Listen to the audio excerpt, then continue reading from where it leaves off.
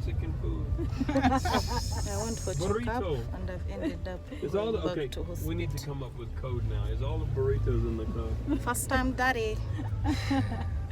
How are you first time? I'm okay. How are you? Burritos. Good. Then why are you wincing? Why are you wincing? I've started feeling that car pressure down there. There's never it Yes. Yes. Then the doctor What pushed happened? fingers A lot up of my burritos in this wheel and then he even sniffed it. They do that. He was like, what? And I was like, They do it. it's so weird. But they need to smell if it smells infected. Enchiladas. So yeah, see who went for checkup. That one's even better. Ended up having to go back to hospital. Baby Raya coming to do. Fine. Are we taking video? You give it back. Yes. If No, they are allow. going to cut. We are not going to take those videos. Yes, you are. No. From my upper body, not the lower part, of course. You think I'm going to be in there when they are cutting you, baby? So you're going to leave me alone? You can't be If inside. I die? You can't be inside. You be alone inside. You don't allow people. It's Even not- you are alone. Yeah, in the states, it's in the states where you can. But I don't know where in Uganda there is. See, you I can. don't know why. That hospital Gloria gave birth from, they allow the husband. Okay, maybe I think it depends on the hospital then. That was in Blago during the Baby, height of COVID. you want me in there? Oh, I think Yes. I think because it was of COVID. Eh? I think because It's of their policy. No, I'm saying that time I think because it was the COVID thing and then they didn't want so many people. But Gloria was telling me at Paragon, which is where she gave birth Yes. from, but they only allow husband. They don't even allow anyone else to come Yeah, to usually the they allow hospital. only Yeah, it's husbands. only the husband that can go in for a And what are you, sir? Husbands. Are you friend? No, I didn't get to go in for Gabriel, but I got to go in for my daughter years ago. So I got Baby coming to How was the the experience? It was, it normal. They had her. not The sedated, confusion but, we've been under. I went to hospital. My suitcase wasn't even packed. Raya's wasn't packed. I was expecting to do that they had a this week. blanket up, so I really couldn't see the cuts and everything. I went for a normal I just checkup. next See thing how I I've know, they ended were up. pulling her out. They've ended up trapping me. I think really it was even less Yeah, we- traumatizing yeah, experience than watching a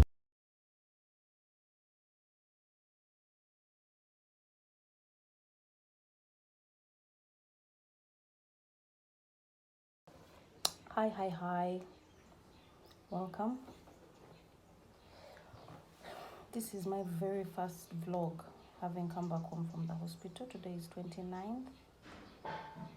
Our beautiful baby girl arrived on planet Earth on 25th of April 2022 at exactly 6 p.m. Born 4.1 kilograms, 39 centimeters tall, a full head of hair, 10 toes, 10 fingers, and we are so thankful to God that she was born with all things attached internally and externally. So thankful. So real quick, I wanted to share, I'm home, and I wanted to share with you guys my labor story and like a few lessons that I've learned from it. Meanwhile, it's been 4 years since I've done this. I really feel like such an amateur. Sure. Trust life to balance you, to humble you, to humilize you. So anyway, here goes.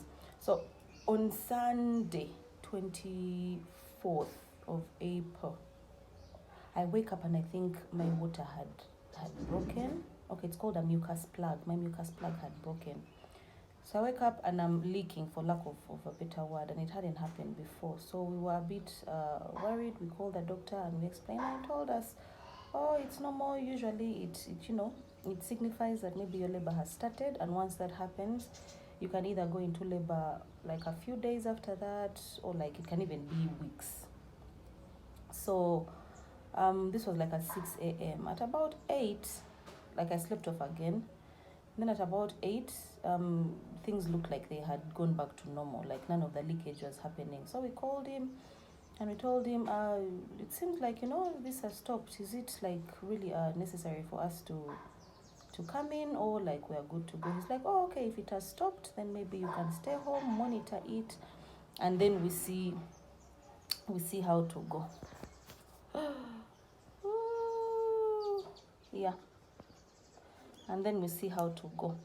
So Sunday, my friend surprised me with a baby shower, which I so did not expect. People don't do like baby showers for second borns and whatnot, but aren't I loved and blessed? I was blessed to have my friends do a baby shower for me. So Sunday was spent being loved on. I laughed, I ate. I think the laughing was like, okay, let me show you. So Sunday during the night, I think we woke up, my husband and I, about 5-6 times, over the same thing. It's like water just kept leaking. And, this time I really got worried because Raya's movement also kind of reduced inside the belly, because she has been a very active girl. Both my girls have been very active. So anyway, Monday, we book an appointment. Doctor could come in at midday. So at about midday, we leave home. My husband and I leave home. And actually, no, that's not what happened. I was supposed to go with my driver, but he couldn't come. So some very good friends of mine, the Chapmans, drove us to the hospital. So reaching there, I enter the doctor's office. He does like a cervical check, and then he tells me, you know what? Your plug broke, you've been losing water. So usually what happens, because the plan was to push, you'll see that vlog, there's a vlog I recorded, vaginal birth after a C-section, you get. So anyway, we reach there, he does a cervix check, and he tells me, you know what, we need to do an emergency C-section. See, someone who had come to the hospital thinking I'm just going to do a routine check, and then we're going to go back home and then come back like a week later, because I was really convinced, number one, I was going to push, number two, Raya was going to reach her due date, which was May 6th. See now how they tell us, we are going to hold you back and we are going to do an emergency C-section, because when this happens, when your plug breaks and you keep losing water, it's very easy for you to get an infection, because that water, the amniotic fluid, is it's a very fertile breeding ground for bacteria. So infections like other thing. So he's like, you know what? Yeah, this is what is going to happen. Emergency C-section. In my head, I'm like, what? What do you mean? Like, this is not the plan. This is not what was supposed to happen.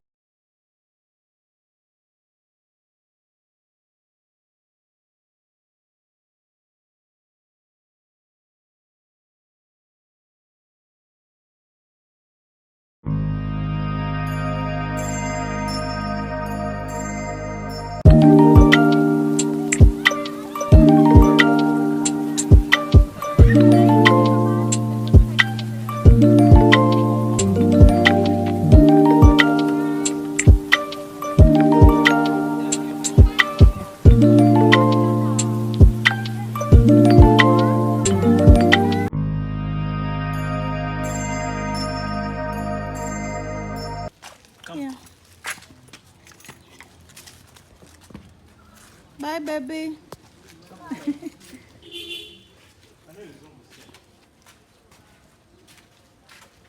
I love you.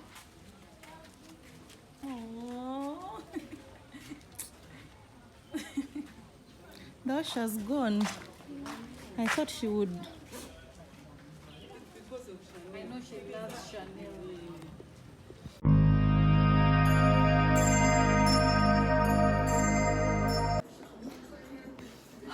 Back at the hospital.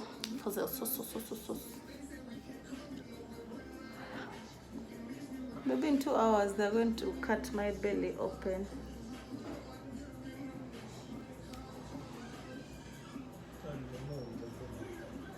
So I Aninze.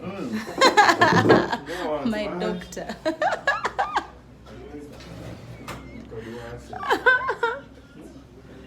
Arsenal yatukubi. How can Arsenal whoop Man U? It's so annoying. Like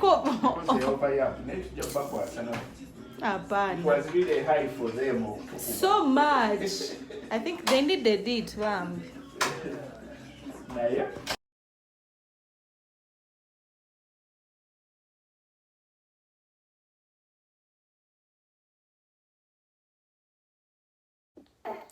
So, on that note, lesson number 1, in line with what I've just shared, would be that when plans change, you know, it's okay for you to adapt. It's okay because sometimes things are not going to go as you planned at all. Like for me, I thought I would push, I thought I would reach my due date, I thought by going to the hospital, I was just going for a routine checkup, and then I'd come back home and life would continue the same, at least for 2 weeks. We make plans and God laughs. In relation to you, you're going to plan, you're going to want to do things are definitely not going to go your way sometimes. What are you going to do? Goes back to a video I shared at the very beginning of my YouTube journey. When plans change, adapt, be flexible, and know that at the end of it all, everything is going to fall into place exactly as it should be. Because there I was, plans were changing. I was like, this is not what we planned. This isn't what's supposed to happen. But hello?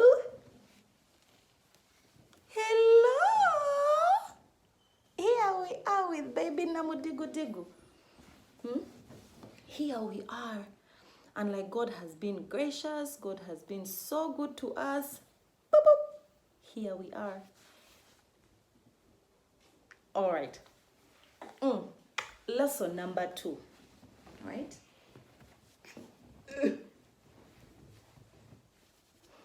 Lesson number 2 is that gratitude is a must. My Labour story, my Labour experience showed me that gratitude is a must. Real quick, throughout, I was made to feel loved. And this pregnancy wasn't a joke, by the way. Maria's was smooth sailing physically, emotionally and mentally, psychologically, roller coaster. But physically, it was smooth. Like I didn't have any morning sickness issues. I didn't have any throwing up, any this, any that. I like just kubed. In fact, that day I went into labor, I was at a gig at Mackinnon Suits in Nakasero. That's where my contraction started. Then I came back home, got my suitcase, stayed home for like an hour. Then my water broke, and then we drove to hospital St. Catherine's and gave birth. So Maria physically, top notch. This one though, this Mochiga baby, you gave me such a hard time physically. Baby. This one, for like the first 3 months, I could not eat anything. The morning sickness was crazy. The nausea was crazy.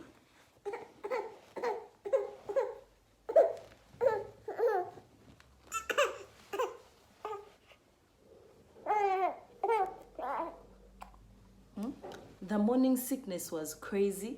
The nausea, way my way. That's why I hide cosmetics small.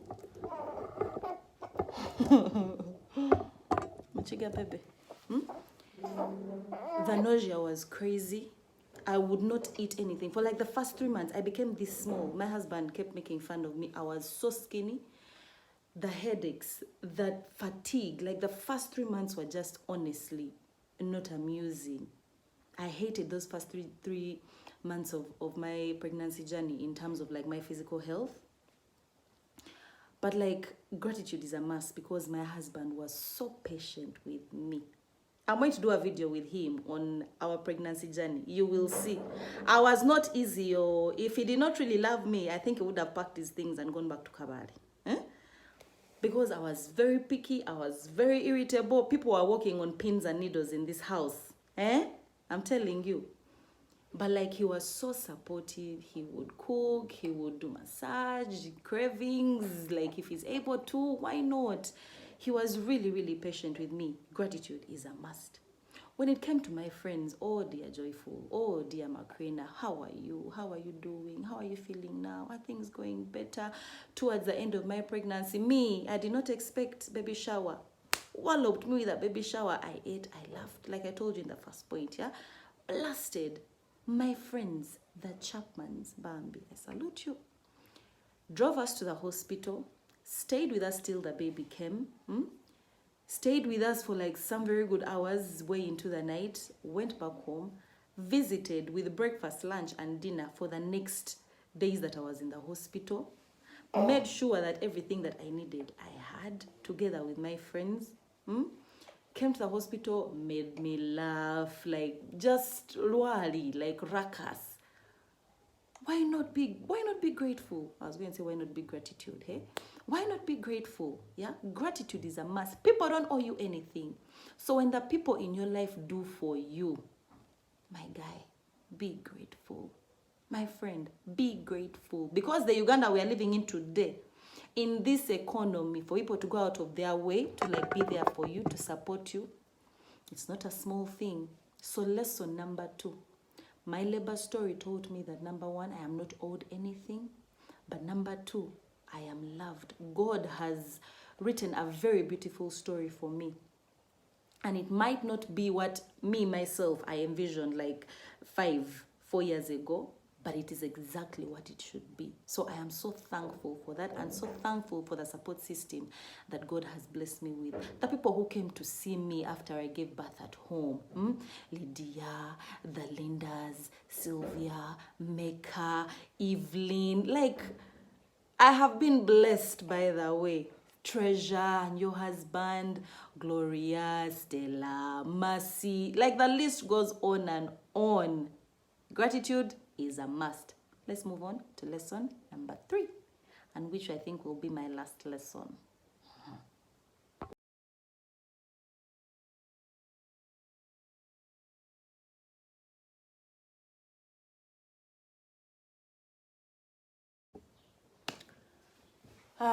So my third and last lesson that I cannot go without not sharing is that in everything in your walk in life, learn how to practice faith over fear. The Bible says that without faith, it's impossible to please God. And for like some time now, I've been asking myself, why is faith so important to God? Like, why does it please him so much when we don't see things as they are, but as like they should be? Like you're looking beyond your physical circumstances and you're seeing things as, they ought to be. They might not be that, but like you're somewhere in the future and you look much better there than you do right now. Like you're living by faith over fear. I had to exercise this on the day that Raya came to us. How? And God is very funny because he aligns these things. I feel like he's like a puzzle type of God. One piece leads to another. Like he places his pieces accordingly because he knows what was yesterday, what's today, and how today is going to affect tomorrow. So around the time my due date, around the time my due date was getting closer, I landed on this series called The Chosen. For the longest time, I had been seeing adverts of it on YouTube, but like I had somehow, not ignored it. I had been intending to watch it, but like it would somehow skip my mind. So like in the last 2 months towards my due date, I downloaded the app. It's a free app. It's called The Chosen. You need to download it. It's completely free. All you need to do to watch it is have data, really. And like the series is based around Jesus' story and ministry. So how does this play into my life? I watched an episode where, the story of the paralytic man whose friends dug a hole through the roof to, to let down their friend through the hole in the roof so that Jesus could heal him. Those guys brought their friends and they were like, today, come rain or shine, we must see the Son of God. And the Son of God must heal our friend. Even though he has not walked for years, today we have faith that he is going to get healed. Here they come, the place is crowded, the house is crowded to capacity, there's nowhere for them to pass. They're like, come hook or crook, today it must happen. What do? They go up to the roof and dig a hole through a house, a roof that is not even theirs, because they were that desperate for the touch of Jesus. When Jesus sees them doing this, in this series, his exact words were, your faith is beautiful. And because your faith is beautiful, in the name of Jesus, rise up and walk. Your faith is beautiful. Can you imagine God telling you your faith is beautiful? How does it play into my story? During like the last month, I started having these weird dreams, like about like death and what. I think my mind was thinking about it a lot. And why is because, sadly, I have a couple of friends of mine who lost their children. And I honestly cannot begin to imagine the type of pain that you go through as a parent, you know, when you lose something that you have carried in your stomach for so long. Like, it must be so painful. It must be so traumatic. So, for some reason, the devil was plaguing my mind with these thoughts, like a lot, yeah? So, on the day that I go into theater was no different. The whole time they were preparing me, giving me the drip, you know, making me sign the consent form, the devil just kept whispering in my ear how this is going to go wrong. That is going to go wrong. You're not coming out alive. And I kid you not, like the fear became so real that while I was going in, even my husband was telling me, baby, I'm so nervous. Baby, I'm so scared. And like that kind of became the voice that I was hearing in my head the whole time I was being prepared. When I went into theater, they lay me on the table. They start telling me what they're going to do. Then they give me the injections in the spine. Like this voice became so loud. You get that something terrible is going to happen. Something is going to be terrible is going to happen. And then just as that voice was there, something in my mind switched. And a voice whispered to me and told me, Sandra, let your faith in this moment be beautiful. Immediately, I thank God that immediately I started to bind and rebuke the spirit of death. And the thoughts you get that were bringing this into my mind, I started to pray. I asked, are you okay, baby? I asked my surgeon to play some worship music in the background as they were going to operate. And as he did this, I just started to pray. And as the effect of the injection took over, I just started to pray, Lord, let your will be done. Death is not my portion. You get, nothing is going to go wrong. You have given us life. The devil comes to steal, kill, and destroy, but you have come to give us life. And life in abundance. Like that is my portion. So nothing is going to go wrong. I silenced that spirit. And lo and behold, everything went perfectly. So, to you, my dear, what is it that you're going through that has stolen your peace? What is it that you're going through that has projected fear so real that faith is not even an option for you? Silence those thoughts, silence that voice, and walk by faith. Walk by faith over fear. Yeah? No matter what is happening, see things beyond your physical. There is no money, no. Spiritually, there is money. Things look like they're not working out. Oh no, they will work out by faith. Speak and declare life. Speak what you want to see. That is how we as believers live. And that is how you ought to live as well. So my dears, I hope that this episode makes sense to you. That has been my story. These are the things that I went through and I wanted to share with you. When plans change, be flexible. Gratitude is a must, and exercise fear over faith. Thank you so much. I will see you in the next episode. Bye-bye.